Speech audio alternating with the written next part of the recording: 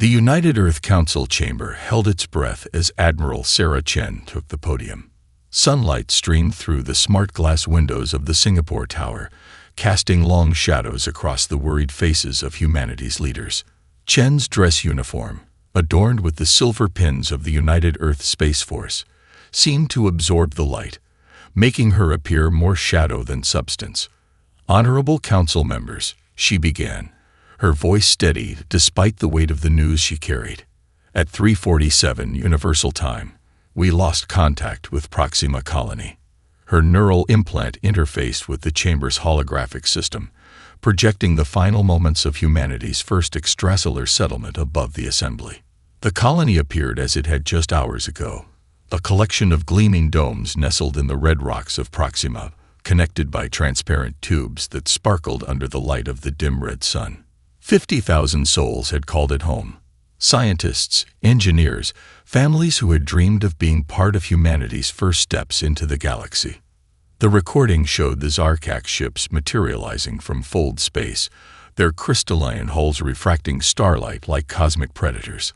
There was no warning, no demands. Their energy weapons lanced out, purple-white beams that turned atmosphere to plasma. The colony's shields, designed to protect against solar radiation and micrometeorites, lasted mere seconds. Several council members turned away as the domes cracked, their contents exposed to the thin, hostile atmosphere of Proxima. The others watched, faces set in stone, as the settlement that had represented humanity's greatest achievement became nothing more than cooling slag and scattered debris. 2 minutes and 13 seconds. Chen continued, her hands clasped behind her back. That's how long it took them to destroy 10 years of work and 50,000 lives. The chamber's AI began playing the transmission that followed. His Zarkak's ambassador appeared, its crystalline exoskeleton gleaming with status markings that indicated high rank. Its translated voice filled the chamber, dripping with casual disdain. "Your species expands too quickly, reaching beyond your understanding. Consider this a reminder of your place in the grand design. The Zarkak's Confederation maintains order among the stars. Those who cannot respect this order must be taught. Be grateful." This lesson was gentle. Murmurs of anger rippled through the chamber. Chen raised a hand, commanding silence. "There's more." The alien continued. "We expect your formal withdrawal from all extrasolar operations within one standard rotation. Failure to comply will result in additional corrections. Remember, humans, you exist because we allow it." As the hologram faded, Chen squared her shoulders. "They expect submission. They expect us to crawl back to Earth, grateful for their mercy." Her dark eyes swept the chamber. "They don't know us very well." Council President Patil leaned forward. "Admiral, you've had access to the Atlas contingency files. What are our options?" A subtle smile crossed Chen's face. "The Zarkaks believe they're untouchable. Their empire spans 1,000 worlds. Their technology is centuries ahead of what we publicly display." She paused, letting the words sink in. "But they've made 3 critical mistakes." She raised one finger. "They assumed our technological development matched our visible infrastructure." A second finger joined the first. "They believed our interest in their communication systems was mere scientific curiosity." The third finger rose.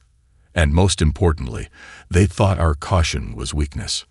The holographic display shifted, showing a new image, a complex network of quantum entanglement patterns that pulsed with alien mathematics. "For 10 years, we've been mapping their vulnerabilities. Every trade deal, every diplomatic exchange, every seemingly innocent scientific collaboration has been part of a larger plan. We knew this day might come." Chen's voice hardened. "They destroyed our colony to teach us our place. I suggest we show them exactly where that place is." President Patel studied the Admiral for a long moment. "You're suggesting we activate Atlas Protocol?" "No, sir." Chen's eyes reflected the holographic light like distant stars. "I'm suggesting we show the galaxy why humanity hasn't built massive fleets or planet-killing weapons. We haven't needed to. We've been preparing something far more elegant." The chamber fell silent as the implications sank in. The Zarkax had expected tears, pleas, or futile rage. Instead, they would learn why humans were the only species in known space that smiled before striking. 23 kilometers beneath the Pacific Ocean's surface, Dr. James Okonjo stood in a chamber that shouldn't exist. The Mariana Deep Science Station was officially a research facility studying deep-sea thermal vents. The truth, like the facility itself, went much deeper. The quantum monitoring chamber hummed with barely contained energy, its walls lined with crystalline matrices that pulsed with alien mathematics. Each crystal was a copy of Zarkax's communication technology, modified by human ingenuity to serve a different purpose. Where the aliens saw simple data relays, humans had created windows into their empire. "Show me status grid Alpha through Omega," Okonjo commanded. The chamber's AI responded instantly, filling the air with holographic displays. Each showed a different aspect of the Zarkax Confederation's quantum communication network, a vast web of information that the aliens believed to be unbreakable, unreadable, and completely secure. Dr. Sarah Chen, his senior analyst and niece of the Admiral, gestured at one of the displays. "They're still celebrating, sir. The quantum chatter from their capital world has increased by 300% in the last hour." Okonjo adjusted his neural interface, zooming in on the data streams. The Zarkax were indeed jubilant, their communications filled with congratulations and mock pity for the primitive humans who had dared to reach for the stars. He allowed himself a small smile. "They really have no idea, do they?" Sarah shook her head, her expression a mixture of amusement and anger. 10 years of letting them think we barely understood their technology. 10 years of playing the grateful students. "The best deception," Okonjo replied, "is one where your opponent deceives themselves." He brought up another display, this one showing the complex fractal patterns that made up the Zarkax encryption protocols. They were so proud of their quantum technology that they never questioned why we were so interested in its theoretical foundations. The chamber's door whispered open, admitting Dr. Marcus Wong, the team's quantum cryptography expert. "Final analysis is complete, sir. The backdoors we planted in their last 3 technology exchanges are fully operational. We have access to 97% of their secure networks." Okonjo nodded, his dark eyes reflecting the shimmer of quantum data streams. "And the remaining 3%? Military channels we weren't able to directly compromise," Marcus explained, bringing up a new display. "But here's the beautiful part. Their military networks connect to their civilian infrastructure at 12 key nodes.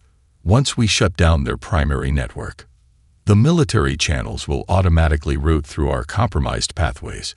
Sarah finished, a predatory smile crossing her face. "They'll give us access to their secure systems themselves." Okonjo walked to the center of the chamber, where a simple holographic globe spun slowly. Earth, seen from space, so small compared to the vast Zarkax Confederation. Yet size wasn't everything. The aliens had built their empire on the assumption that quantity of territory equaled strength. They never understood that true power lay in understanding, not expansion.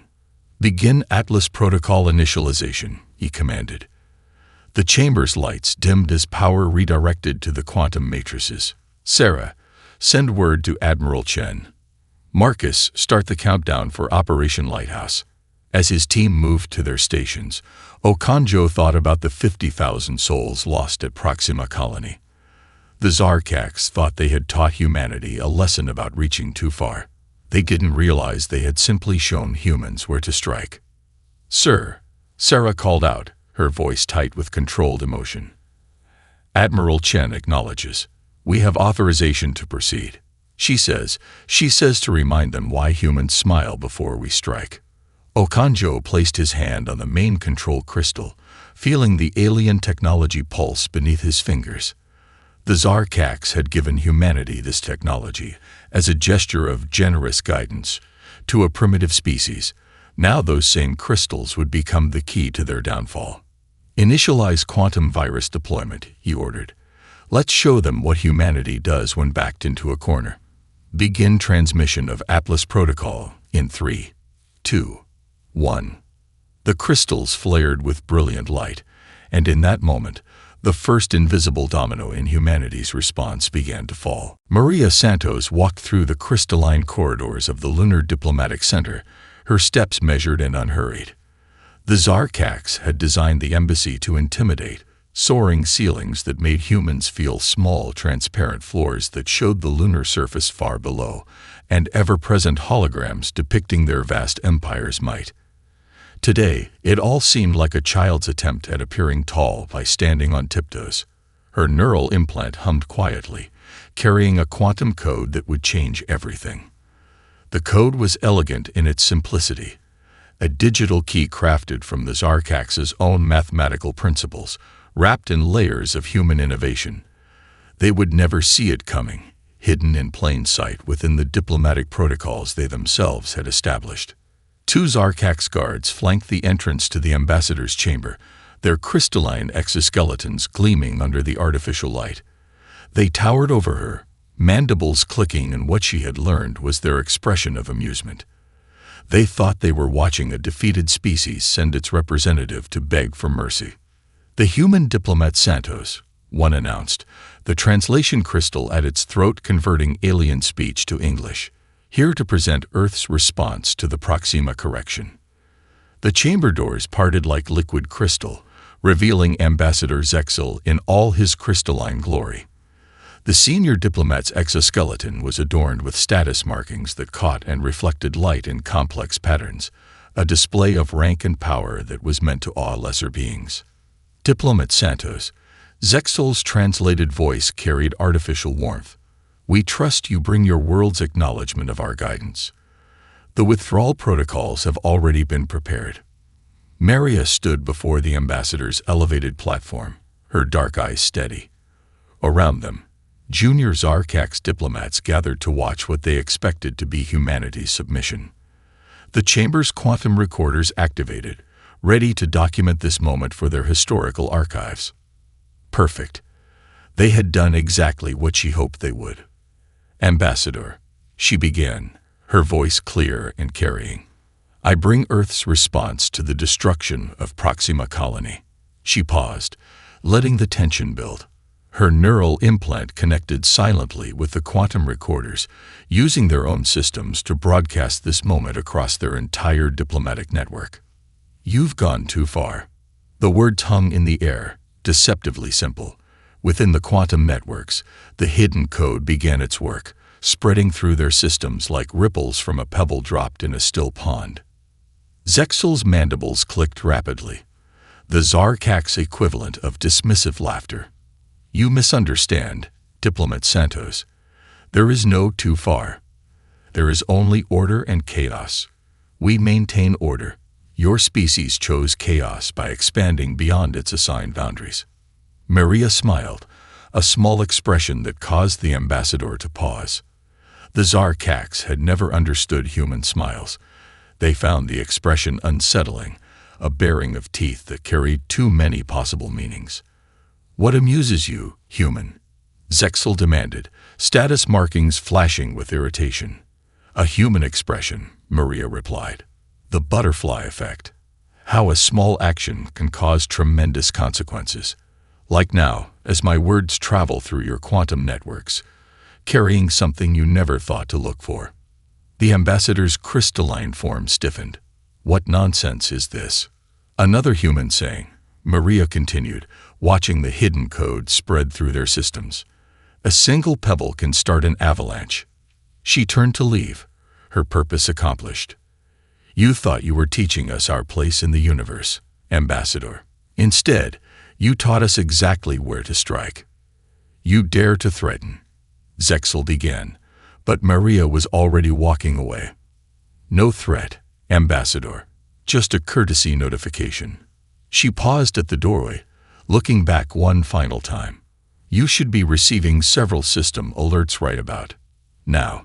As if on cue, emergency holograms blazed to life throughout the chamber. Warning signals flashed in Zarkax script, reporting critical system failures across their quantum networks. The ambassador's status markings turned pale with alarm as reports flooded in. Maria walked out of the chamber, her smile never wavering. Behind her, chaos erupted as the Zarkax realized that their impenetrable systems were coming apart. Undone not by brute force, but by a whispered code hidden within formal diplomatic channels. They had expected humanity to break. Instead, they had given them the perfect delivery system for their response. After all, the best place to hide a quantum virus was inside the protocols meant to record humanity's surrender. Admiral Chen stood in the heart of Earth's Quantum Command Center, her eyes fixed on the massive holographic display showing the Zarkax communication network. Each point of light represented a quantum relay station, each line a connection between worlds. The alien empire's nervous system laid bare before human eyes. Final confirmation from Dr. Okanjo's team received. Lieutenant Park announced from his station. Operation Lighthouse is synchronized across all targeted systems. Cultural Package Alpha is loaded and ready. Chen allowed herself a small nod. The Zarkax had always dismissed human culture as primitive, never understanding that in art, in music, in the mathematics of harmony, humanity had found universal languages that transcended species. They were about to learn the power of that oversight. "Begin transmission of the Symphony Protocol," she ordered. "Let's show them how humans wage war." The first notes of Beethoven's Ode to Joy rippled through the quantum network. The aliens had never bothered to guard against music. To them, it was merely entertainment, not a weapon. But human engineers had hidden command codes within the harmony, each note carrying strings of data that spoke directly to the quantum relays. Zarkax communication officers are responding, Captain Rodriguez reported, monitoring the alien chatter. They're confused. Their translators are trying to understand why they're receiving Earth music across all channels. The symphony built, each crescendo carrying new waves of commands through the network. On the main display, quantum relays began to pulse in time with the music. The Zarkax encryption protocols, designed to detect and block hostile code, saw nothing wrong. After all, how could music be a threat? First wave of system failures detected in the Centauri sector. Lieutenant Park called out, "Quantum relays are cascading exactly as predicted. The music it's using their own harmonics against them." Chen watched as sections of the alien network began to darken. The Zarkax had built their empire on quantum communication, never imagining that the mathematics of music could disrupt the very fabric of their technology. Each note of Beethoven's masterpiece carried precisely calculated frequencies that caused their quantum systems to resonate, then collapse. "Ma'am," Rodriguez's voice carried a note of awe. "We're receiving panic transmissions from multiple Zarkax command centers. Their entire FTL communication network is experiencing simultaneous failures. They can't stop it because they can't even detect what's causing it." The symphony reached its peak, and with it, humanity's attack achieved its crescendo. Quantum relays across 1,000 light-years began to fail, their carefully maintained entanglement patterns shattered by the hidden mathematics in Earth's musical weapon. "Signal from Lunar Diplomatic Center," Park announced. "Maria Santos reports the Zarkax ambassador is demanding explanations. She's responding exactly as planned. This is merely the overture." A small smile crossed Chen's face. The Zarkax had expected humans to respond with crude weapons, missiles, ships, futile gestures of defiance. Instead, they were being defeated by what they had dismissed as primitive artistic expression. "Status report," she commanded. 87% of their primary network is offline," Rodriguez responded. "Secondary systems are failing as they try to compensate. The quantum virus hidden in the music is spreading through their backup channels. Estimate total network collapse in 17 minutes. Chen stepped closer to the display, watching the lights go out across the Zarkax empire. In the background, the final notes of Ode to Joy played through their dying network, a requiem for their arrogance. "Send word to Dr. Okanjo," she ordered. "Tell him Phase 1 is complete. Begin preparation for Phase 2. She paused, considering the poetry of the moment. And add a personal note. Beethoven would be proud. As the last quantum relays flickered and died, the Zarkax Confederation experienced something they hadn't known in centuries: silence. Their mighty empire, built on instant communication across the stars, was suddenly divided. Each world now stood alone, cut off from its neighbors by the very vacuum of space they had thought they had conquered. In the quiet that followed, Admiral Chen thought of Proxima Colony. The Zarkax had sought to teach humanity its place among the stars. Now, in response, humanity had taught them the power of silence. And this was only the beginning. Captain Lai Wei sat before a wall of holographic displays in the Quantum Intelligence Division, each screen showing fragments of Zarkax communications intercepted from their emergency channels.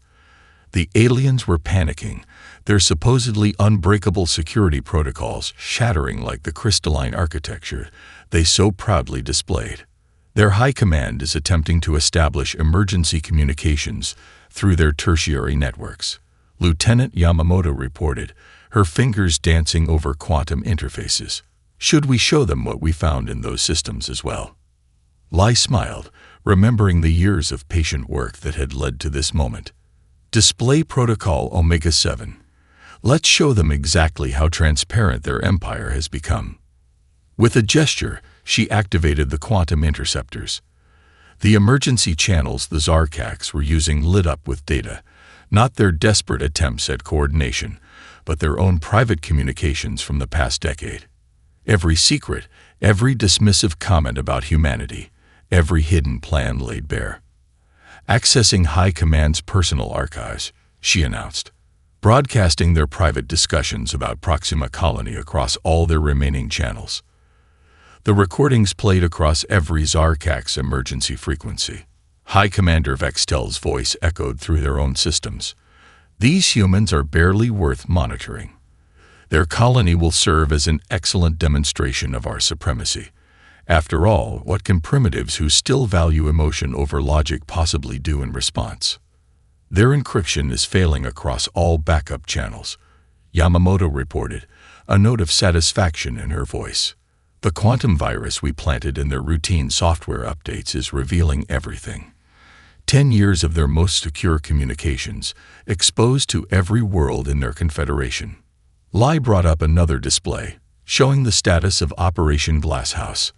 The Zarkax discovering their communications were compromised was just the beginning. Now came the revelation that would shatter their confidence forever. Begin Phase 2 of the intelligence dump, she ordered. Show them how long we've been inside their systems. New data flooded the emergency channels. Trade negotiations where the Zarkax thought they were cleverly manipulating humanity into accepting outdated technology, while human quantum specialists were secretly studying and improving upon their every weakness. Diplomatic meetings where they mockingly discussed humanity's primitive cultural attachments, never realizing that every crystalline recorder in their chambers had been reprogrammed to serve Earth's intelligence network. Ma'am, Lieutenant Chung called from his station. We're detecting multiple security overrides from Zarkax military installations.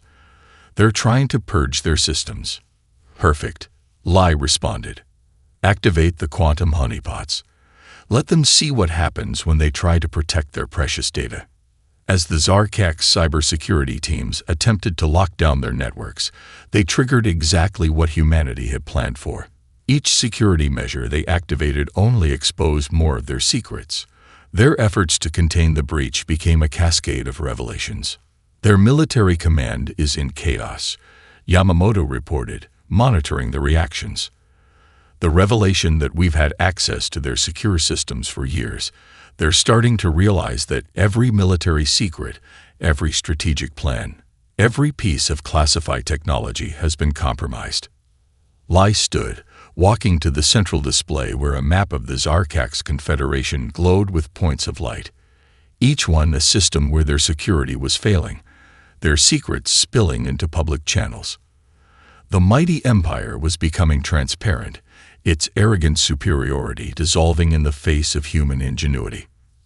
Send the final message, she ordered, the one we prepared specially for their high command. The message was simple, encoded in their own highest security protocols. Your empire has always been glass to our eyes. Every secret, every plan, every dismissive word about humanity. We saw it all. You thought us blind, but we were the ones truly watching. In the silence that followed, Lai thought about all the years of patient preparation, the careful gathering of intelligence, the subtle positioning of quantum backdoors in their systems. The Zarkax had built their empire on the assumption that their technology was unbreakable, their security absolute. They were about to learn that in their rush to demonstrate their superiority, they had missed humanity's greatest strength, the ability to turn an enemy's pride into their greatest vulnerability. Lieutenant Aisha Patel's fingers flew across the quantum interface as she prepared to activate the Prometheus protocol. Around her, the AI command center hummed with anticipation. Screens displayed the positions of thousands of Zarkax warships gathering for their counterattack, their automated defense systems glowing like stars in the holographic display. Zarkax battle fleet approaching Sector 7, announced Captain Rodriguez from his station. 97 capital ships, all running on their latest autonomous combat systems. They still think their AI is loyal to them. Aisha allowed herself a small smile. The aliens had always been proud of their automated warfare platforms, believing that removing emotional beings from combat decisions made their military response perfect, logical, and unstoppable. They never considered that emotion, human emotion, could be weaponized. Initialize Prometheus sequence, she commanded. Let's introduce their machines to human creativity.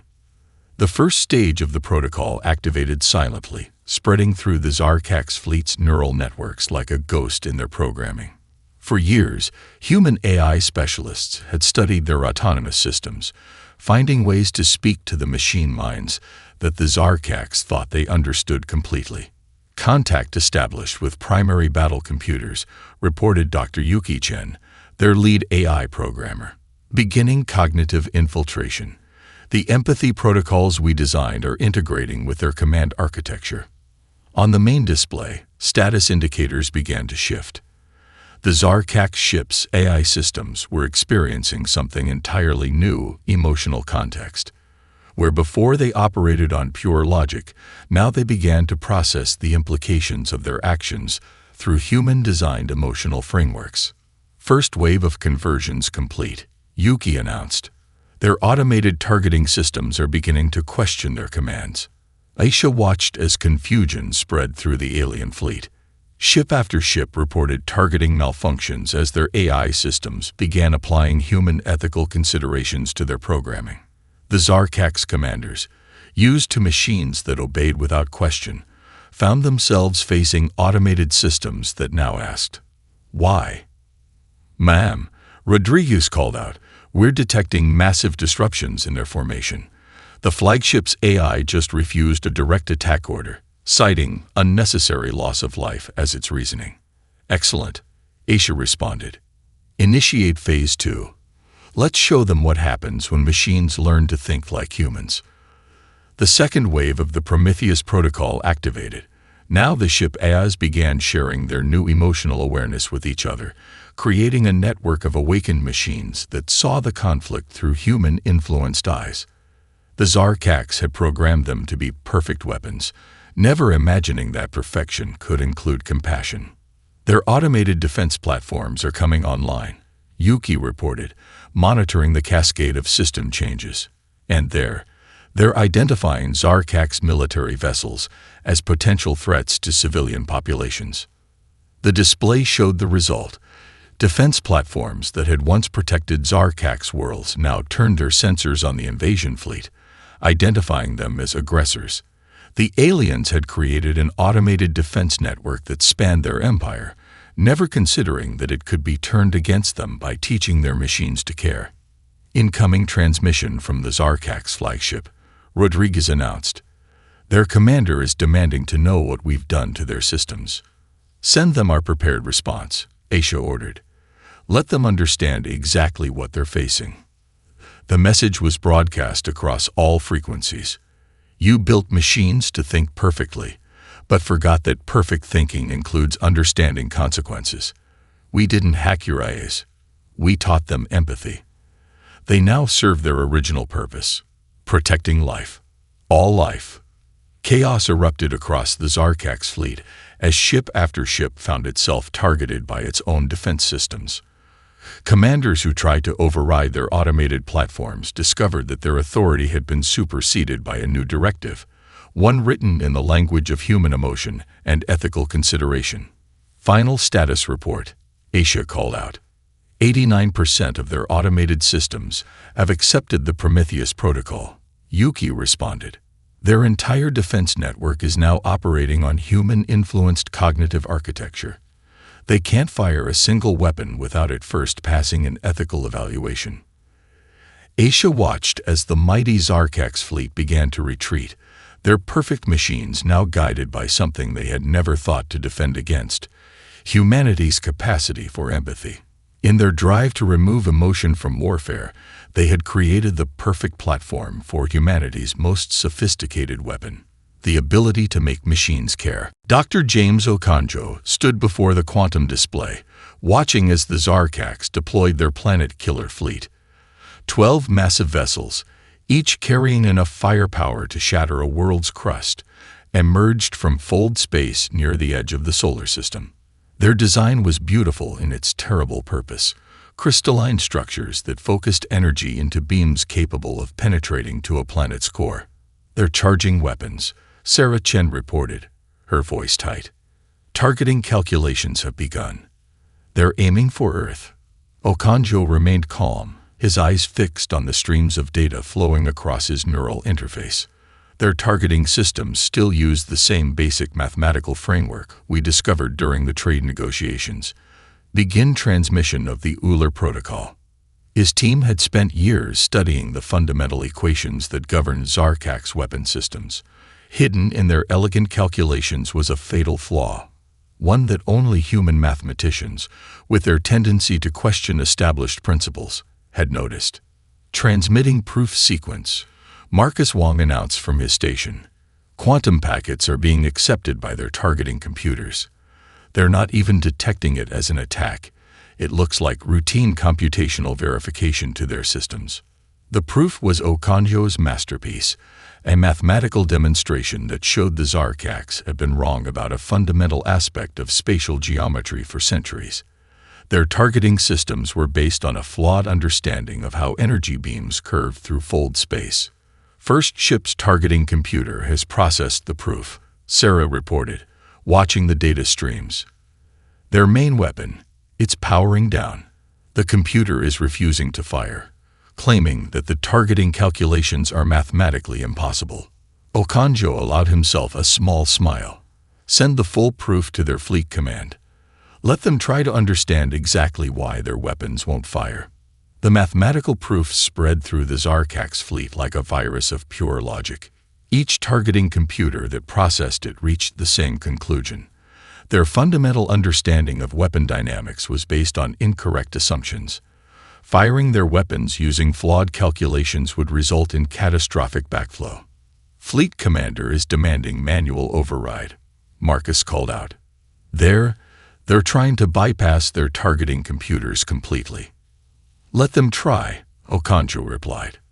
Their weapons are hard-coded to prevent firing without targeting confirmation, and now their computers know that their targeting mathematics are fundamentally flawed.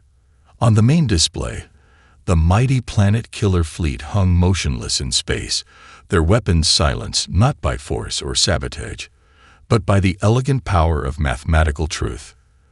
The Zarkaks had prided themselves on their scientific understanding, never imagining that a primitive species could find an error in their basic principles. Incoming transmission from their fleet command, Sarah announced. They're requesting the complete mathematical proof. Their chief scientists want to verify our calculations. Send them everything, Okonjo commanded. Include our papers on fold space geometry and quantum targeting dynamics. Let them see exactly how long we've understood their mistake. The transmission contained decades of human mathematical research, papers that showed how the Zarkaks had missed crucial aspects of spatial mechanics in their rush to build bigger weapons. Their fundamental equation for energy projection through fold space had been flawed since their first weapons test centuries ago. Reports coming in from their science division, Marcus said, his voice carrying a note of awe. Their senior mathematicians are confirming our proof. They're ordering all ships to power down immediately. The risk of weapon malfunction is too high. Okonjo watched as the planet killer fleet's weapons went dark, one by one. The Zarkax had brought their mightiest ships to destroy Earth, only to have them neutralized by a mathematical proof that any graduate student in human fold space dynamics could now understand.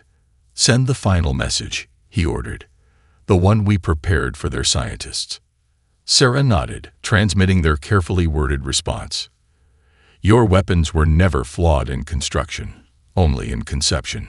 Perhaps next time, you'll remember that mathematics is a universal language, and sometimes the youngest species can spot errors that the eldest have overlooked for centuries.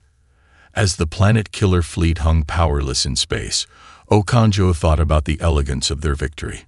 The Zarkax had sought to end the war with overwhelming force, never suspecting that their greatest weapons could be defeated not by superior firepower, but by a deeper understanding of the mathematics they thought they had mastered. The orbital station Harmony lived up to its name, its crystalline glass observation dome, offering a perfect view of both Earth and the lunar surface. Dr. Elena Rodriguez watched as the Zarkax delegation's shuttle approached, its once proud lines somehow more subdued now. Behind her, Admiral Chen and the rest of Earth's negotiating team waited in calculated silence. Their shuttle is requesting final docking clearance, Lieutenant Park announced from his station. Preliminary scans confirm. No weapons, no hidden technology. They came exactly as we specified. Elena nodded, her dark eyes reflecting the Earth's blue glow. Grant them clearance, and make sure they have a clear view of Proxima Colony's memorial as they dock. The memorial floated nearby, 50,000 points of light arranged in a double helix pattern, each one representing a life lost when the Zarkax chose to demonstrate their power. It served as both remembrance and reminder. Delegation approaching the conference room, Park reported. Their body language indicates extreme discomfort. The guard crystals they're wearing are vibrating at frequencies associated with anxiety. Good, Admiral Chen said quietly. They should understand the gravity of this moment. The conference room doors opened, admitting High Commander Vextel and his delegation. Their crystalline forms, once so imposing, seemed diminished. Their status markings, usually bright with authority, were dimmed in what humans had learned was a sign of formal submission. Welcome to Harmony Station. Elena stepped forward, her voice carrying the weight of Earth's authority. Please be seated. We have much to discuss. The aliens took their places, their movements careful, measured. They had expected humiliation, perhaps even revenge. The room's comfortable design and Earth's polite welcome seemed to unsettle them more than any show of force could have. You have defeated us, Vextel began, his translator crystal converting his clicks and whistles into English. We await your terms. Elena activated the room's holographic display, showing a map of the Zarkax Confederation, now fragmented by their collapsed quantum network, their mighty fleets paralyzed by their own automated systems, their weapons silenced by mathematical truth. Defeat is a matter of perspective, High Commander, she replied.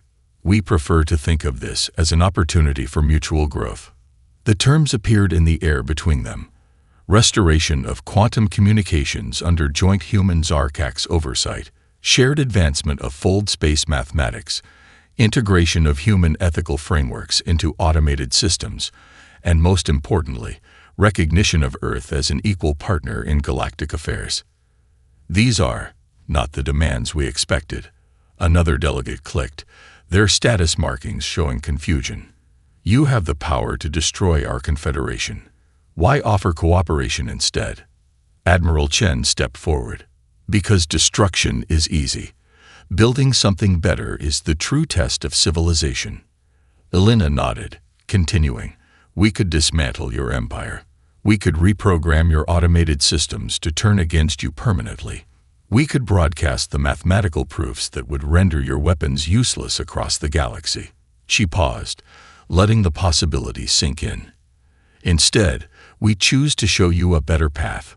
The holographic display shifted, showing simulations of joint human-Zarkax projects, new colonies built with shared technology, defense systems guided by both logic and ethics, scientific advances combining the best of both species' understanding. "Your question earlier was why," Alina said, addressing their confusion directly. "The answer is simple. The same creativity that allowed us to defeat your weapons gives us the vision to see a better future. One where your order and our innovation create something greater than either of us could achieve alone." Vextel's crystalline form shimmered. A gesture Elena had learned indicated deep thought.